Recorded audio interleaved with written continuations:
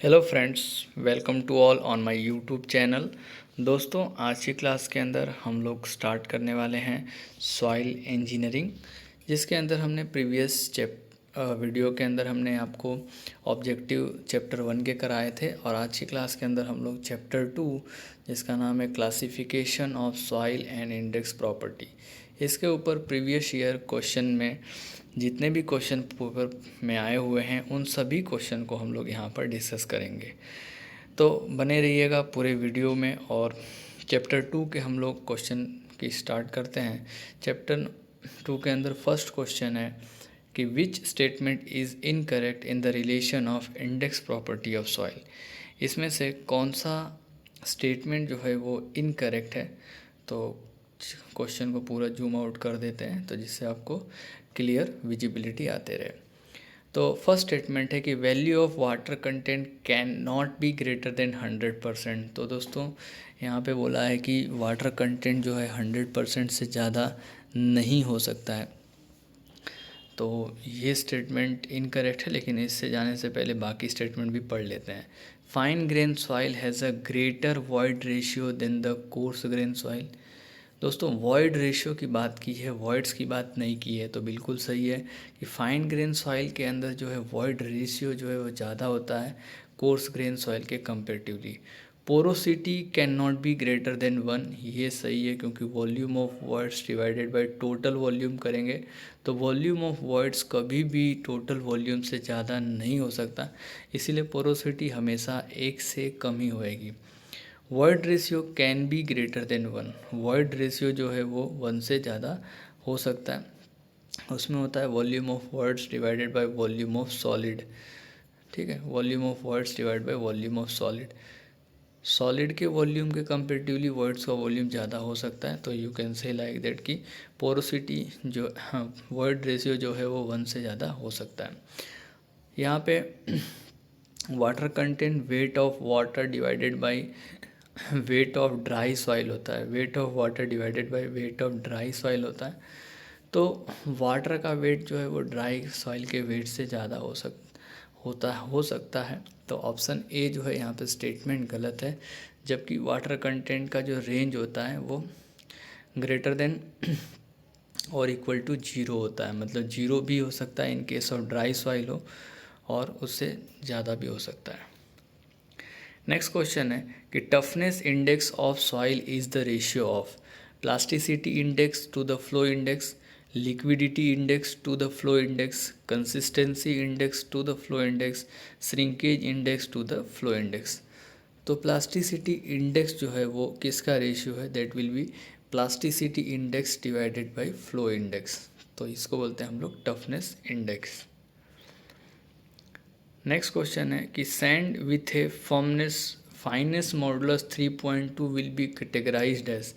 ऐसी सैंड जिसका fineness modulus 3.2 है, उस सैंड को हम लोग किस कैटेगरी के अंदर रखेंगे।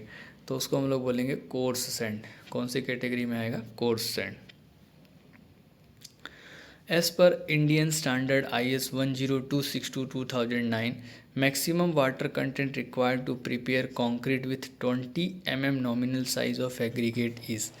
तो हमें पता है कि यदि 20 mm एग्रीगेट की साइज़ है तो मैक्सिमम वाटर कंटेंट जो है वो कितना लेना चाहिए। तो 208 kg per metre cube, 186 kg per metre cube, 165 kg per metre cube, या फिर 145 kg पर मीटर क्यूब। तो हमें पता है कि सर ये होता है 186 kg per metre cube. Shrinkage index is equal to, तो श्रिंकेज इंडेक्स जो है वो रेशियो होता है, shrinkage index is equal to, तो ये क्वेश्चन रिमूव किया गया है, इसके अंदर प्रॉपर कोई आंसर नहीं है। बेसिकली प्लास्टिसिटी इंडेक्स जो होता है वो liquid limit minus plastic limit होता है, और श्रिंकेज इंडेक्स जो है वो होगा plastic limit minus shrinkage limit, plastic limit minus shrinkage limit. तो इसमें से कोई ऑप्शन नहीं है, इससे कारण से इसको रिमूव कर दिया गया है। Next, which of the following is best describe thixotropy. Thixotropy की प्रॉपर डेफिनेशन हमें क्या बताती है कि थिक्सोट्रॉपी का मतलब क्या होता है।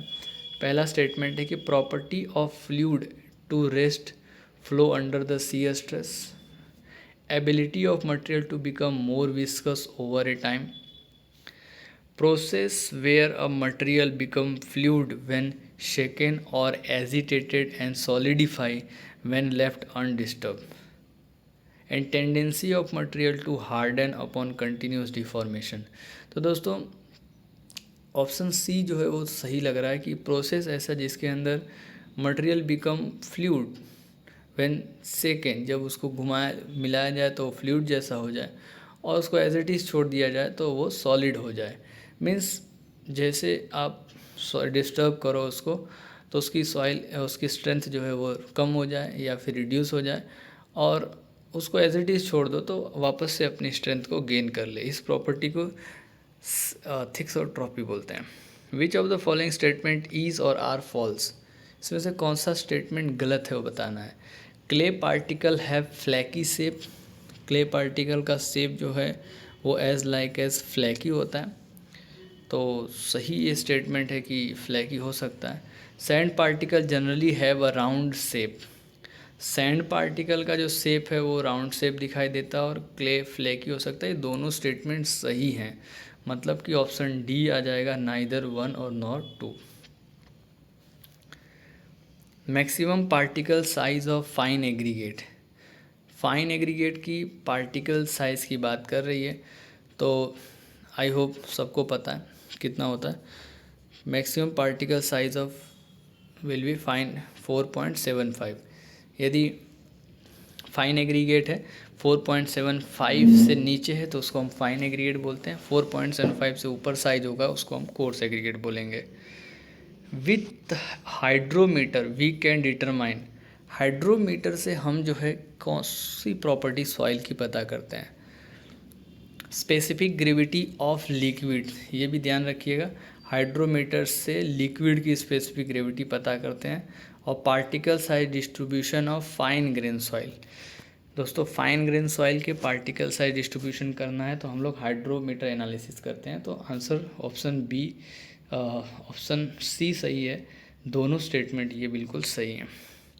Coefficient of curvature of a particle is dependent on, coefficient of curvature C जो है वो D30²/D60 × D10 होता है, तो ये तीनों पे डिपेंड करेगा, ठीक है। तो ऑप्शन डी सही हो जाएगा, दैट विल बी 1, 2 और 3। नेक्स्ट क्वेश्चन की बात करते हैं।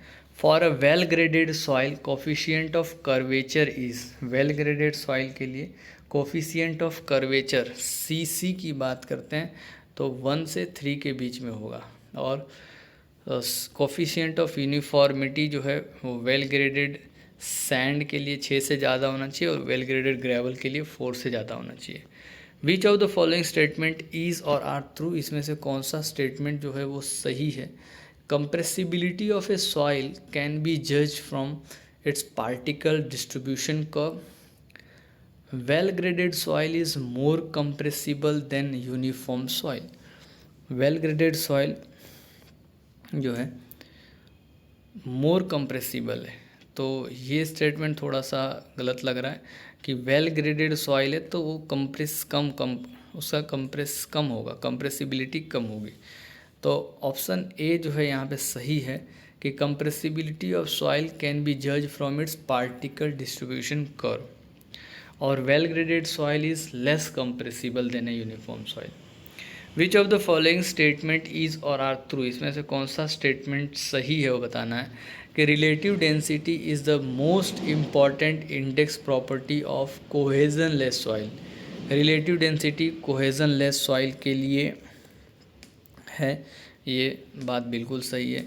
Relative density of a soil gives a more clear idea about density does the void ratio, ये भी सही है।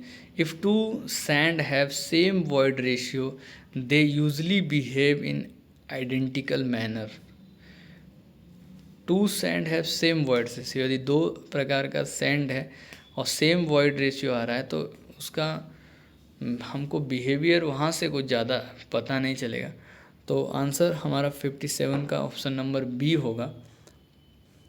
1 सही है कि relative density is a most important index property aggregate property of cohesion less soil.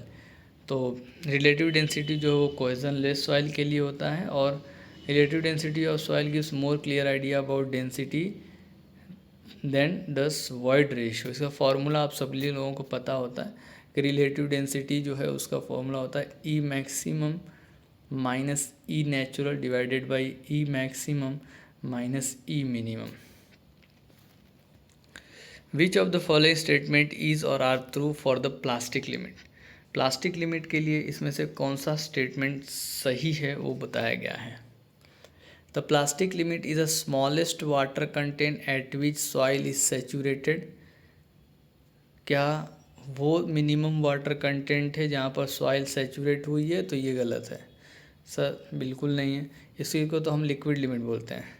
It is a maximum water content eight which reduction of water content will not cause decrease in the volume of soil, और इसको हम लोग shrinkage limit बोलते हैं। तो इसमें से कोई भी आंसर सही नहीं है, ऑप्शन डी सही है। Activity of a soil is dependent on. Soil की जो एक्टिविटी है वो किसके ऊपर डिपेंड करती है? प्लास्टिसिटी इंडेक्स और clay fraction percentage finer than 2 micron size. तो ये दोनों सही है, क्योंकि फॉर्मूला के अंदर ही आप जो है देखोगे कि एक्टिविटी ऑफ सॉइल जो है वो होता है I P upon clay particle की साइज, क्ले फ्रैक्शन। तो ऑप्शन सी सही है, both A and B. Which of the following statement is और आर ट्रू। इसमें से कौन सा स्टेटमेंट जो है वो सही है? तो पहला स्टेटमेंट बोल रहा है कि the loss of strength of soil with passes of time after it has remolded is called as a thixotropy. Loss of the strength of soil with the passes of time after it has been remolded is called thixotropy. Loss of the strength happen mainly due to gradual reorientation of molecules of water in absorbed water layer and due to re-establishment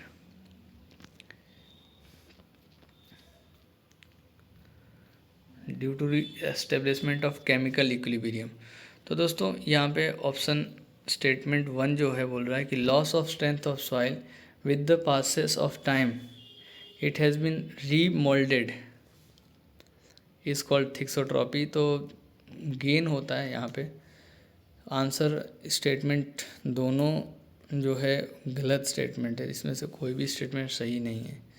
पहला statement बोला है कि loss of the strength of soil with the passes of time after it has been remolded is called thixotropy.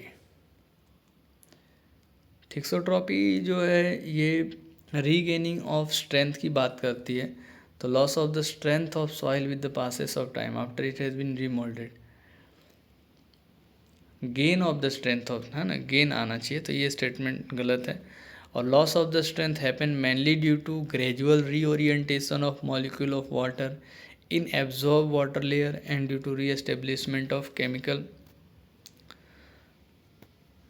Equilibrium.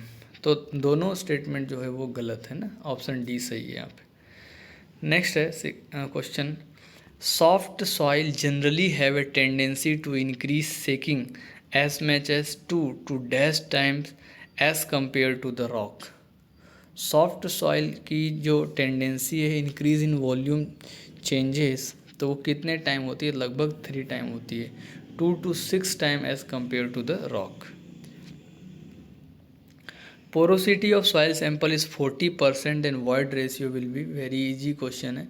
Void ratio E is equal to porosity N upon 1 minus N कर दीजिए, 0.4 divide by 0.6, 4/6, that mean 2/3, 67%। तो answer will be option C, 67%। Which of the following method is suitable for determination of in situ unit weight in case of hard and gravelly soil. तो इसमें से कौन सा ऐसा method है जो suitable है for the determination of in situ unit weight in situ unit weight means unit weight निकालना है साइट के ऊपर, तो उसके लिए कौन सा मेथड है? Core cutter method, sand replacement method, water displacement method, all of the above method. तो answer will be option B, sand replacement method जो है वो का इम्पॉर्टेंट है इन सीटू यूनिट वेट। अब हार्ड एंड ग्रेवली सॉइल के लिए core cutter जो है वो यूज़ नहीं होता है, वहाँ पे सॉफ्ट और क्लेई सॉइल हो तो ही कोर कटर यूज़ किया जाता है। Maximum size of clay particle जो है वो 2 माइक्रोन होता है, हमें पता है 2 माइक्रोन से कम हो उसको हम लोग क्ले बोलते हैं। तो option will be option B 0.002 mm। Uniformity coefficient of soil is define as the ratio of, तो यूनिफॉर्मिटी कोफिशिएंट जो है CU ये होता है D60/D10, तो D60/D10 का रेशियो है, ऑप्शन डी जो है वो इसका सही हो जाएगा। Fractional resistance of clayey soil is dash Sandy soil. Fractional resistance क्या है? तो क्लेई सॉइल का फ्रैक्शन रेजिस्टेंस सैंडी सॉइल के कंपेरेटिवली लेस देन होगा, मोर देन होगा, सेम होगा या नन ऑफ द अबव, क्या हो सकता है? तो that will be clayey soil का जो फ्रैक्शनल रेजिस्टेंस है वो क्ले के लिए क्या है? कम होगा सैंडी सॉइल के कंपेरेटिवली।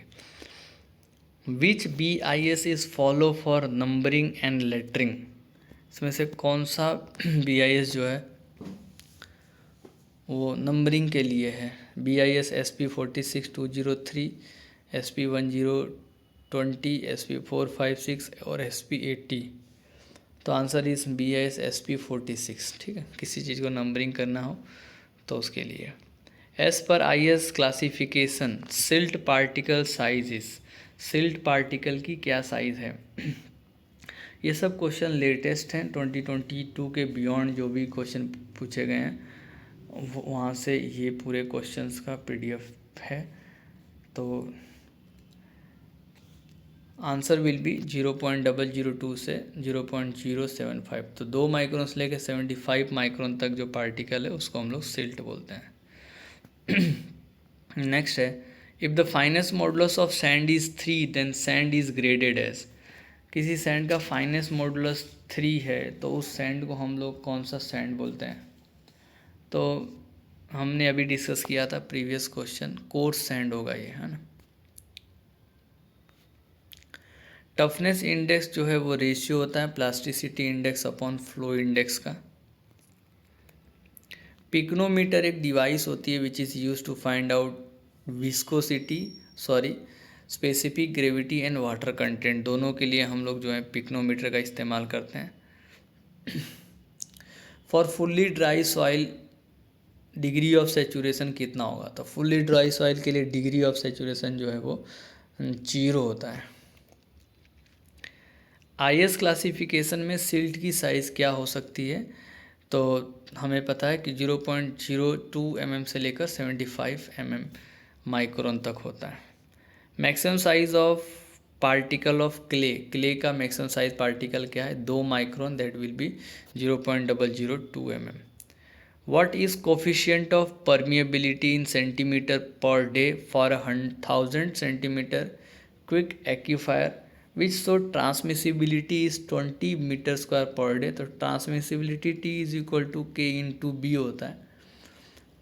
तो उसको डिवाइड कर लेंगे तो K हमें फाइंड करना है सेंटीमीटर पर डे के अंदर, और ये 20 मीटर स्क्वायर पर डे है, तो 20 इंटू 100 इंटू 100 डिवाइडेड बाई 1000, 2 से 2 कट गया, 1 से कट गया, तो 200 सेंटीमीटर पर डे आंसर इसका आ सकता है। That will be option B 200 centimetre per day. Which of the following water is not available for the plant for use? Plant के लिए यूजेबल ना हो ऐसा कौन सा वाटर होता है? Capillary water, hygroscopic water, soil moisture water या none of the above.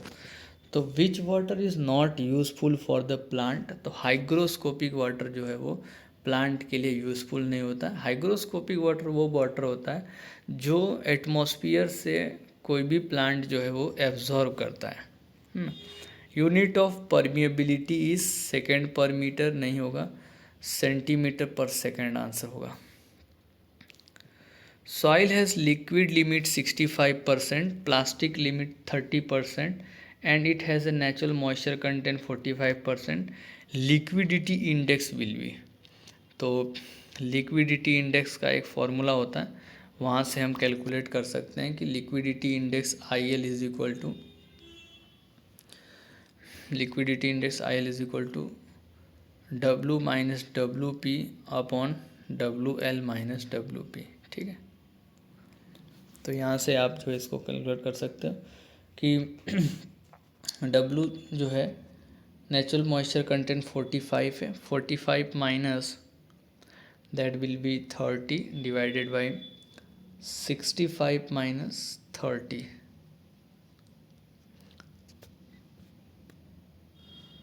45 minus 30 divided by 65 minus moisture content 65 minus 30, यहाँ से सॉल्व करेंगे तो आंसर आ जाएगा। According to the Atterberg limit the soil is set to be of medium plasticity if plasticity index is. Atterberg limit के द्वारा soil को हम मीडियम प्लास्टिसिटी वाली सॉइल कब बोलेंगे, जब आईपी हमारा प्लास्टिसिटी इंडेक्स जो है वो किसके रेंज में होगा। तो प्लास्टिसिटी इंडेक्स का range will be less than और इज इक्वल टू 7 to 17, तो 7 से 17 के बीच में, तो उसको हम लोग बोलेंगे मीडियम प्लास्टिसिटी है। Soil transported and deposited by river is called. ऐसी सॉइल जो जिसका ट्रांसपोर्टेशन और डिपोजिशन रिवर वाटर की वजह से होगा, वो सॉइल को हम लोग बोलते हैं alluvial soil. Soil has a liquid limit 30, corresponding plasticity index given by A line is. तो ए लाइन के लिए प्लास्टिसिटी इंडेक्स जो है आंसर 0.73 ब्रैकेट में liquid limit minus W minus 20 होता है ना, तो उसको सॉल्व कर लीजिए तो answer will B that is 7.3 है ना, आंसर आपको मिलेगा 7.3। Flow index in soil indicate, soil के अंदर फ्लो इंडेक्स हमें क्या बताता है, that shear strength variation with water content, variation of liquid limit, rate of flow of water through the soil and ratio of liquid limit to plastic limit। तो answer is option A, shear strength variation with water content। Consider different types of soil like as fine sand, homogeneous clay, coarse gravel, silty clay। Arrange the soil in increasing order of their permeability। तो permeability जो है size के ऊपर depend करेगी, जिसकी permeability ज़्यादा, size ज़्यादा उसकी परमिबिलिटी ज़्यादा। ठीक है, तो same as you can say like that कि होमोजीनियस क्ले है, फाइन सैंड, फिर क्ले, सैंड है ना, silt and gravel. Option C जो है वो उसका करेक्ट आंसर हो जाएगा। नेक्स्ट, एज पर IS codes classification maximum water content for 20 mm maximum nominal size of coarse aggregate is 186 kg per unit volume of concrete. Match the following list of types of aggregate and respective approximate reduction in maximum water content value mention about to produce some workability. तो types of aggregate है और maximum reduction है। Gravel with some crust particle होगा, rounded gravel है और सब angular aggregate है।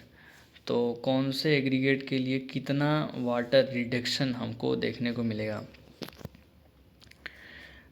तो इसका gravel with some crushed particle है, याद रखना है, डेटा है, 20 kg रिडक्शन आपको देखने को मिलेगा। ऑप्शन ए जो है वो सही है। B1 राउंड के लिए 25, सबसे ज़्यादा राउंड के लिए रिडक्शन मिलेगा, क्योंकि राउंड एग्रीगेट हमें जो है ज़्यादा वर्केबिलिटी प्रोवाइड करता है, और सब एंगुलर एग्रीगेट के लिए 10 kg रिडक्शन देखने को मिलेगा। ठीक, नेक्स्ट क्वेश्चन है, when porosity of soil sample is 50% then it's void ratio will be. Porosity 50 है तो वॉइड रेशियो कितना होगा, तो n is upon 1 minus n कर दीजिए, तो 50% divided by 50%, I think it will be 1।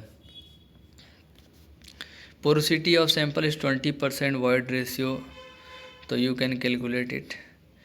Notation of SC as पर Indian standard soil classification system refer to. SC का जो नोटिफिकेशन है या नोटेशन है, कैसे हम उसको डिनोट करते हैं, that will be clayey sand. SC जो है वो क्लेई सैंड कहलाता है। Triangular classification of soil is based on. Triangular classification जो है वो किसके ऊपर डिपेंडेंट है, plastic characteristic, grain size, composition, percentage of sand, silt and clay, that will be triangular percentage of sand, silt and clay, तीनों का combination है। Calculate the saturated unit weight for a soil composed of pure quartz where specific gravity of soil solid G is 2.66 and void ratio is this। Saturated unit weight calculate करना है, that will be gamma saturated for a composed of pure quartz where specific gravity G हमको दिया और void ratio दिया है। Specific gravity हमें दिया और वॉइड रेशियो हमें दिया है, ठीक है। तो gamma saturated you can calculate G saturated unit wait G plus E upon 1 plus E into gamma W, ठीक है। यहाँ से हम कैलकुलेट कर सकते हैं। आफ्टर कैलकुलेशन आपको आंसर मिलता है option C 19.38 kilo newton per metre cube. Coarse soil has a void ratio 0.65 and specific gravity 2.67. Calculate the critical gradient at which quicksand condition occur। तो G-1 अपॉन 1 प्लस ई इसका formula होता है critical gradient का, G-1 upon 1 plus ई।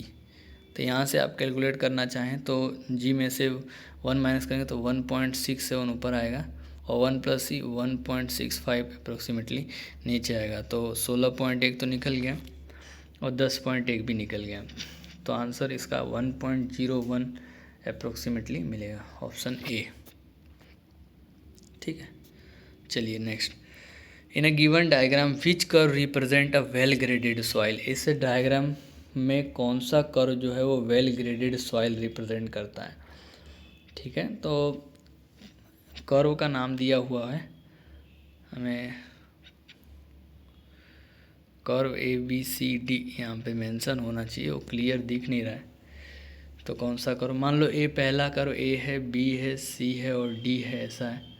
तो well graded के लिए जो है कौन सा कर्व है, नाम दिया रहता तो क्लियर हो जाता, बट नहीं दिया है। तो आप कह सकते हो कि ये वाला जो कर्व है जिसके अंदर काफ़ी वेल ग्रेडेशन दिखाई दे रहा है, तो ऑप्शन हम इसको चूज़ करेंगे, that will be option A, है ना, curve A.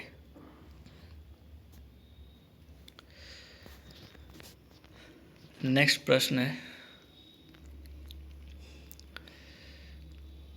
Data represented below are related to 3 clay minerals kaolinite, elite, montmorillonite। Place the proper name of clay minerals in the place of X, Y and Z beside the property of given in table। Plasticity index 30% है, plasticity index 300% and plasticity index जो है वो 15% है। तो कौन से clay mineral की plasticity index सबसे ज़्यादा होती है, कौन से क्ले मिनरल की प्लास्टिसिटी इंडेक्स सबसे कम होती है? तो इलाइट, मोंटमोरिलोनाइट एंड केओलिनाइट। ठीक है, तो इसका जो है आंसर ऑप्शन मिल जाएगा सी।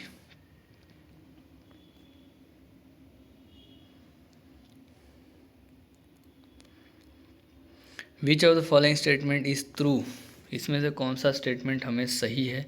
Liquidity index is also known as water plasticity ratio. Sum of the liquidity index and consistency index is equal to 1। ये सही स्टेटमेंट है बिल्कुल। 93 का सेकंड स्टेटमेंट जो है वो बिल्कुल सही है। और दूसरी बात करें कि सर लिक्विडिटी इंडेक्स जो है वो भी ऊपर वाटर कंटेंट आ रहा है, water minus WP divided by IP आता है, तो वाटर अपॉन प्लास्टिसिटी इंडेक्स ही। तो ये भी स्टेटमेंट जो है दोनों सही है, तो both 1 and 2। Stokes law deals with, Stokes law किसके साथ रिलेटेड है? Settling of fine particle, settling of coarse particle, laminar flow between parallel plates, laminar flow in tube. तो Stokes law is related with settling of fine particle. Next question है well graded sand the coefficient of uniformity is. Sand के लिए it will be greater than 6। Now अब next chapter के अंदर हम लोग discuss करेंगे चैप्टर नंबर 3 नेक्स्ट वीडियो के अंदर। आज का क्लास यहीं पे समाप्त करते हैं। Thank you very much for watching this video. यदि वीडियो अच्छा लगा है तो लाइक ज़रूर करिए और शेयर करिए अपने दोस्तों के साथ।